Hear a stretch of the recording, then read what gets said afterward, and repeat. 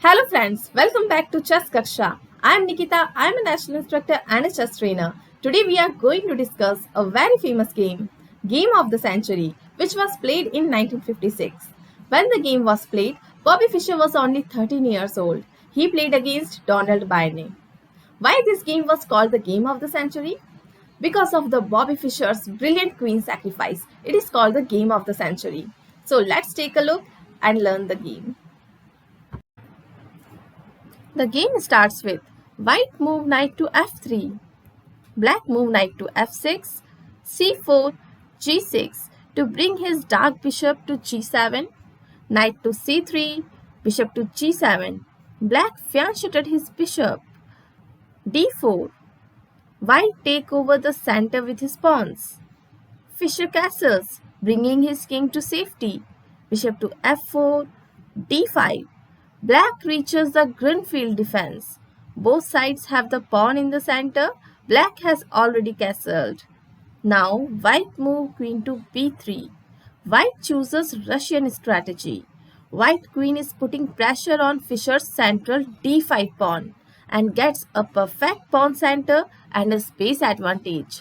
Now black move d cross c4. Fischer's idea is to draw white queen to a square where it is exposed and can be attacked. Queen takes c4, c6. Then white move e4. White has the ideal pawn center. Then Fischer move knight to d7. Better was b5, followed by queen to a5. Then white move rook to d1, knight to b6, attacking white queen. Queen move to c5. This is an awkward square for the queen, which leaves it exposed to a possible attacks like knight to a4 or knight to e4 is coming. Then black move bishop to g4. Black uses threat on the f3 knight to put indirect pressure on the d4 pawn.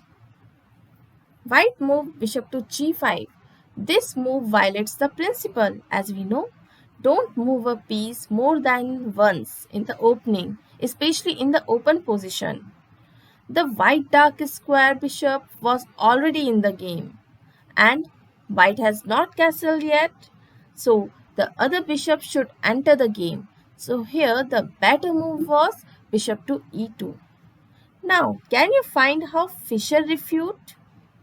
Yes, by deflection. He moved knight to a4. This move is very powerful. Fischer offers a knight to take.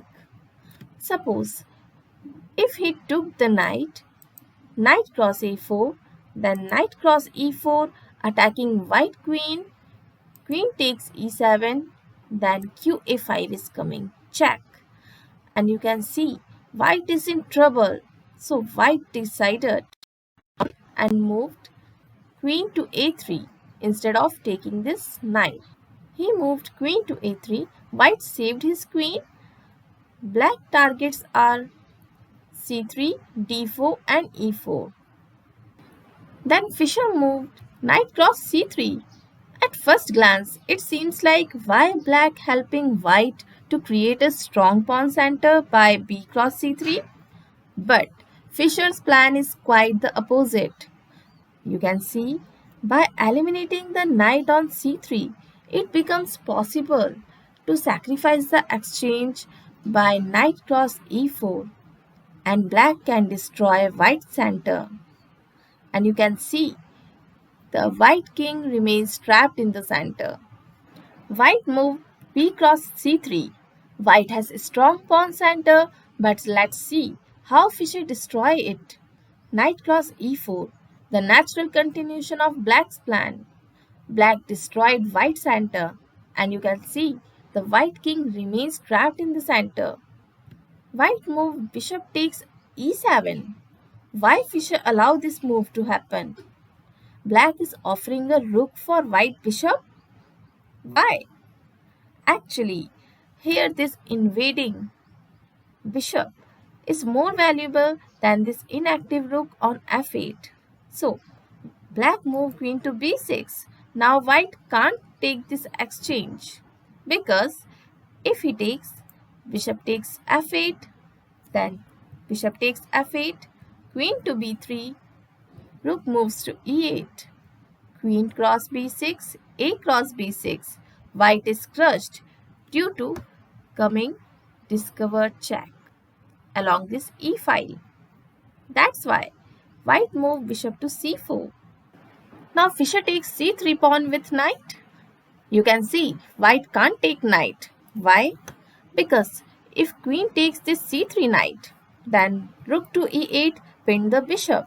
That's why instead of taking the knight with queen, white moved bishop to c5. Then black moved rook to e8 check. Now white has to move his king. King to f1. White can no longer castle. What should Fischer do about his queen, which is being attacked? Try to find out the brilliant move played by Fischer, giving the game the title Game of the Century.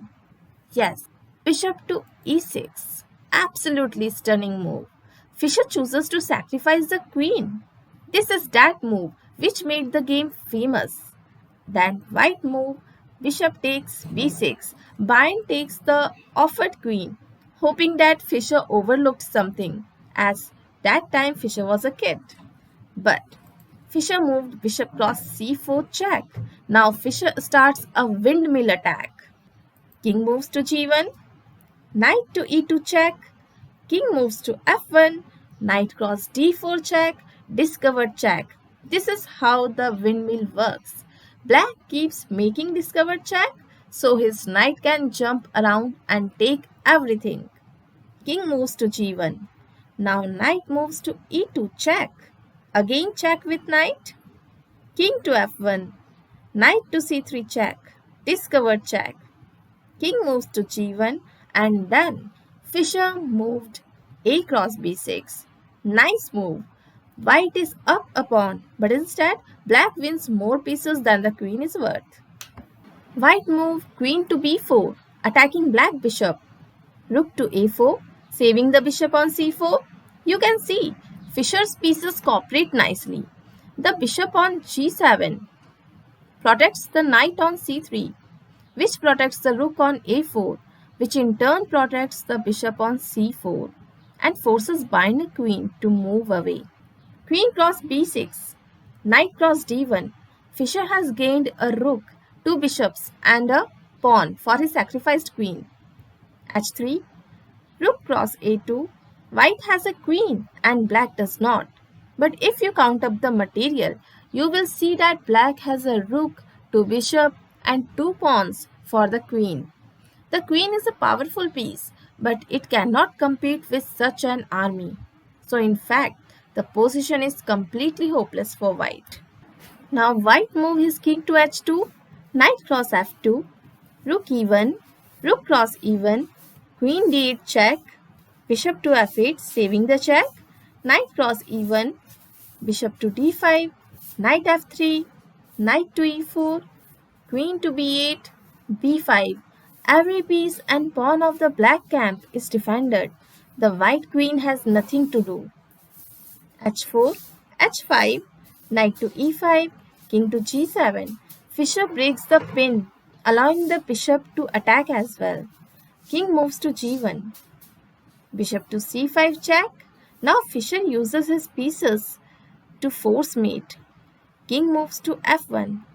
Knight to g3 check. King to e1. Bishop to b4 check. King moves to d1. Bishop to b3 check. King moves to c1. Knight to e2 check. White king is surrounded by black pieces. King moves to b1. Knight to c3 check. King to c1 and finally rook to c2. It's checkmate. I hope you like this video. So please don't forget to like, share and subscribe. Thank you so much.